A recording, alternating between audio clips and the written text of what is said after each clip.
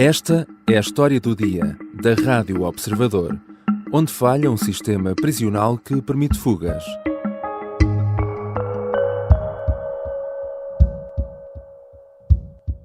Uma organização muito complexa, estamos a falar de crime organizado, com capacidade financeira.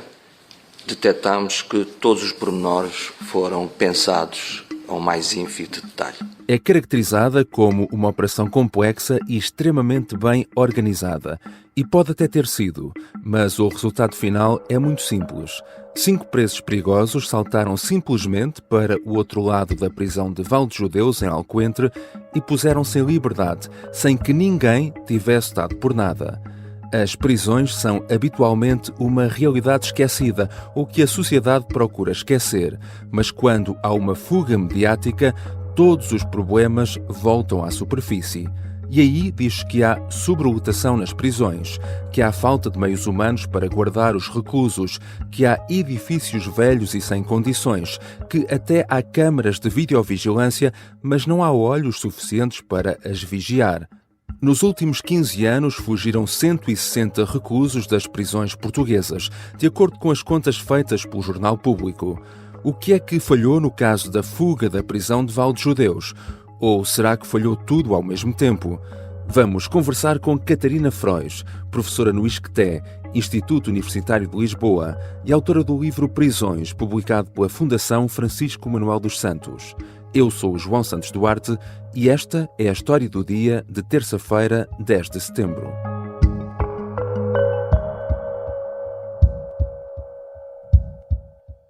Bem-vinda, Catarina Frois. Olá, bom dia. Estudou a fundo o sistema prisional em Portugal, tem 2 livros publicados sobre o tema, vários artigos. Falemos um pouco primeiro do contexto das prisões no nosso país. Quantas prisões temos em Portugal? Atualmente temos 49 prisões em funcionamento, estabelecimentos prisionais em funcionamento.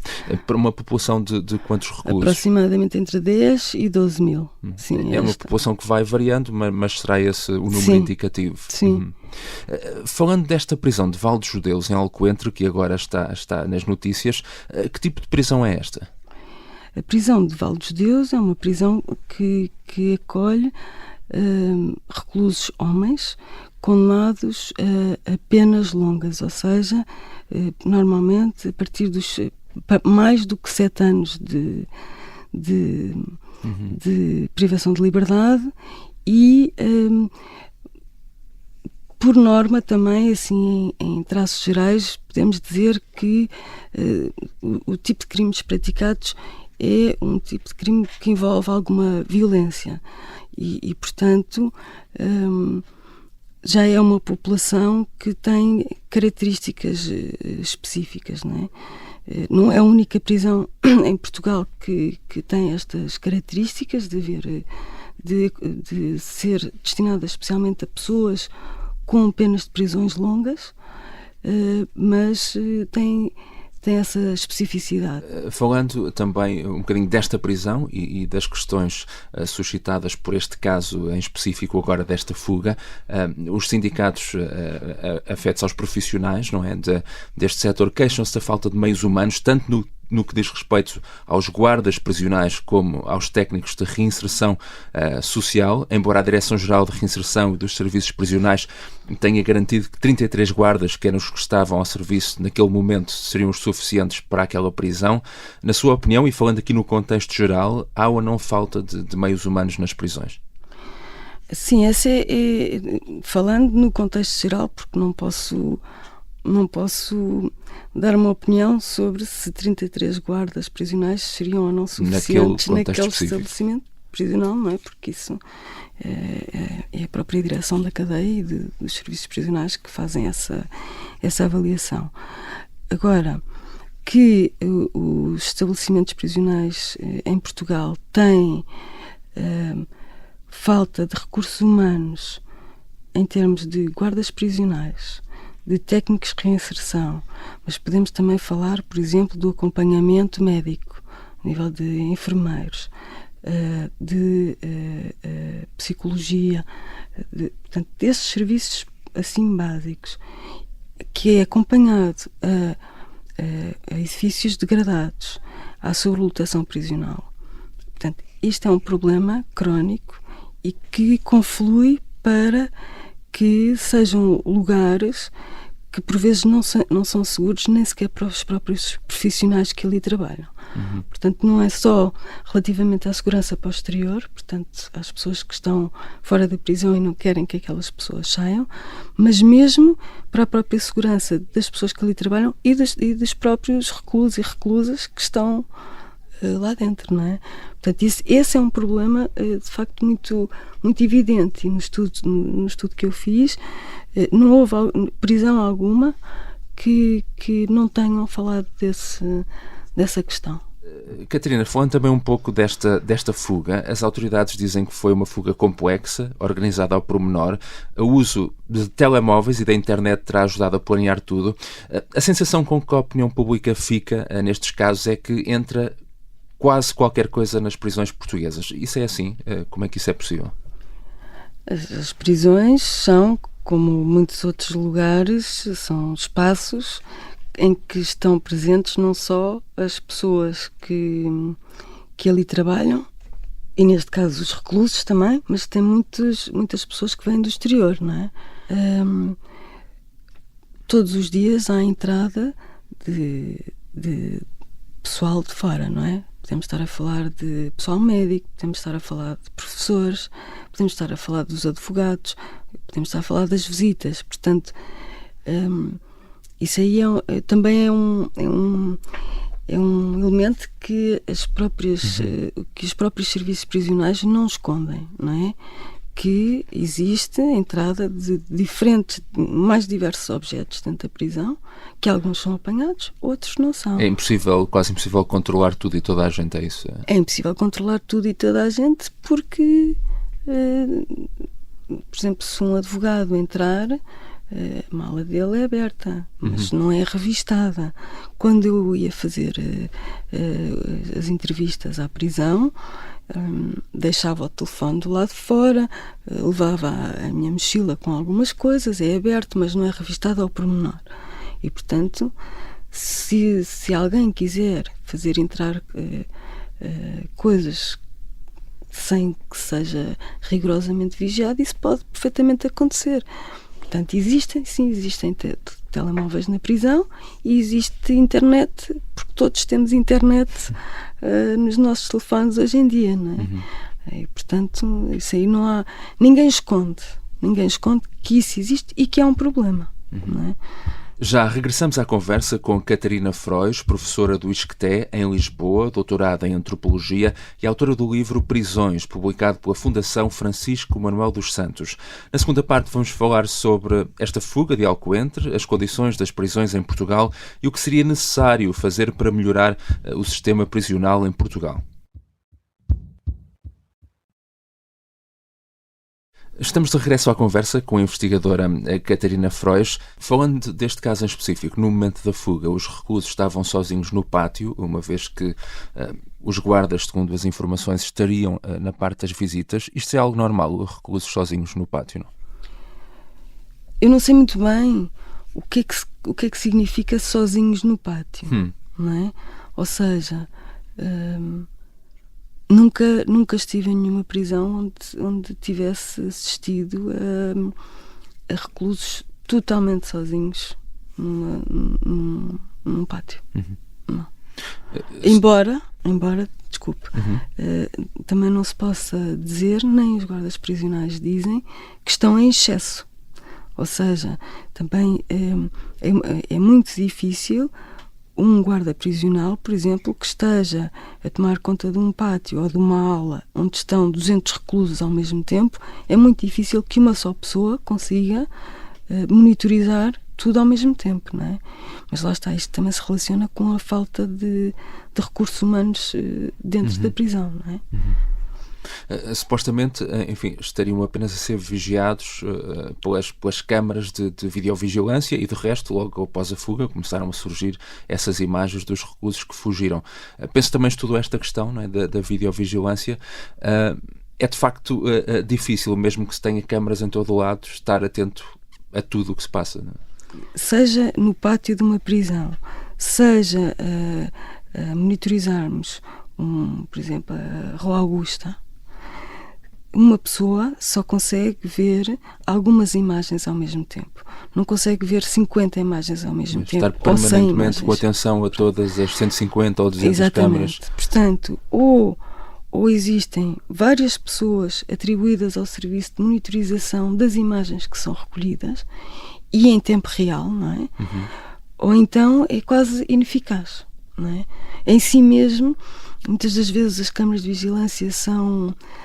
pensa-se que são o supra-sumo do garante da segurança e não são.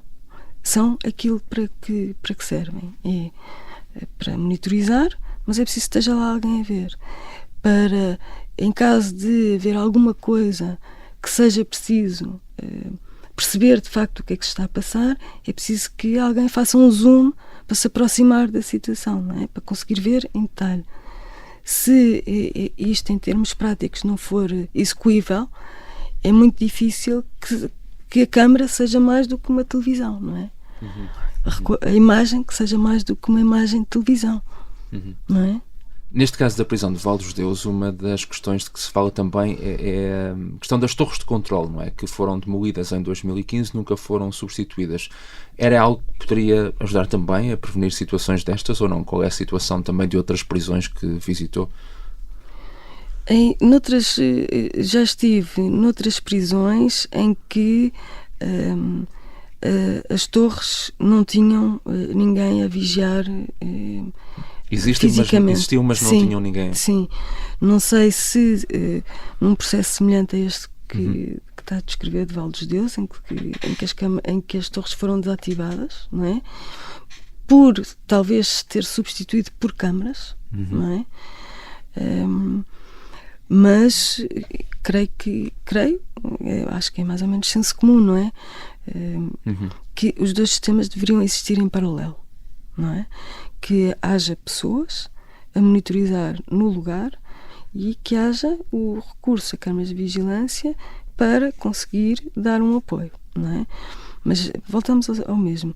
Em havendo poucos recursos humanos, não é? Há uma opção, tem que se escolher. Nós vamos pôr 3 pessoas, ou 4 ou 5, a monitorizar as imagens que as câmaras recolhem, ou então vamos pôr 4 ou 5 pessoas, cada uma em sua torre. Não é? Se não tivermos pessoas nem para uma coisa nem para outra de forma eficaz, é complicado, não é? Isto também se queixavam os membros das forças de segurança sobre a videovigilância na via pública, que era tiravam-se agentes das ruas que iam para uma sala de controle monitorizar as imagens. E então aí a pergunta que faziam era: mas se houver uma pessoa na rua que esteja a ter um problema, quando grita, chama a polícia. Não há ninguém para... Sim, e depois não está lá ninguém para acudir, não é? Porque a câmara a câmara está num sítio remoto onde não conseguimos chegar e não é uma pessoa que intervenha, não é? Na sequência desta fuga têm sido várias as denúncias e críticas dos sindicatos do setor. Por exemplo, o Sindicato dos Técnicos da Direção-Geral de Reinserção e Serviços Prisionais diz que esta ridícula fuga deu a conhecer apenas uma pequena parte do que é a reinserção e os serviços prisionais hoje em Portugal, que funcionam num sistema obsoleto, feudal e com práticas de reinserção completamente ineficazes. Concorda com esta afirmação, não? E o que é que poderia ser necessário fazer para reformar o sistema? Os próprios ministros e ministras da Justiça têm sempre falado da questão das prisões e os diretores gerais têm sempre falado dos problemas que existem nas prisões. Mas não muda nada, muda muito pouco, não é? Tem mudado pouco, de facto, porque, em meu entender, o que há também temos que pensar que nós, enquanto comunidade, fazemos parte de um todo, não é? E talvez quando pensamos em estabelecimentos prisionais, em pessoas que cometeram crimes e que estão condenadas, a maior parte das pessoas o que manifesta é um desinteresse sobre o tema, o que manifesta também é uma visão mais punitiva, não é? Sobre... Mas interessa quase no sentido, desculpe, de esquecer que a realidade existe às vezes, não é? Sim, porque esta não é uma parte muito visível da realidade. Nós vamos a vários serviços públicos, não é? Todos nós vamos a uma escola, todos nós vamos a um hospital, mas poucos de nós vão para uma prisão, não é? E, portanto, a maior parte das pessoas nem sequer sabe onde é que há uma prisão por perto, não consegue identificar e também não tem interesse sobre o que é que se passa ali dentro, não é? Portanto, como eu costumo dizer, também para os próprios governantes e políticos têm dificuldade em contrariar este estado de coisas, porque se for preciso escolher entre construir um hospital ou uma escola ou uma prisão, a prisão fica sempre de fora. Se for preciso recursos humanos para um hospital, médicos, enfermeiros, técnicos, é mais importante para o conjunto da sociedade. Mas também é um erro de percepção, porque, em primeiro lugar, as pessoas que estão presas fazem parte desta nossa comunidade, não é? Em segundo lugar, é para a comunidade que vão voltar outra vez e, portanto, idealmente, da mesma forma que nós queremos ter serviços públicos que funcionem, também devíamos querer que as prisões funcionem, não é? E aquilo que, para que a prisão existe não é apenas uma justiça retributiva e punitiva, não é? Também é de reinserir, de voltar a dar condições àquelas pessoas para que durante o tempo que estão presas, haja alguma mudança, não é? Justamente para não porque vão voltar e, portanto, que voltem de certa forma mais apetrechadas para uma vida produtiva e útil, não é? E, portanto, este é um problema que tem muitas décadas e que não se ultrapassa, não é? Mas há muito para fazer por aí, não é? Obrigado, Catarina Frois. Obrigada, foi um gosto. Catarina Frois é professora no ISCTE, Instituto Universitário de Lisboa, e autora do livro Prisões, publicado pela Fundação Francisco Manuel dos Santos. Esta foi a história do dia. A sonoplastia é da Mariana Sousa Aguiar, a música do genérico do João Ribeiro. Eu sou o João Santos Duarte. Até amanhã.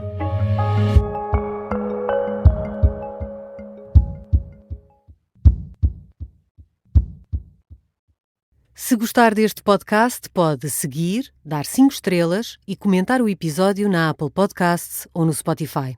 Pode também subscrever e gostar no YouTube. Assim recebe uma notificação sempre que houver um novo episódio.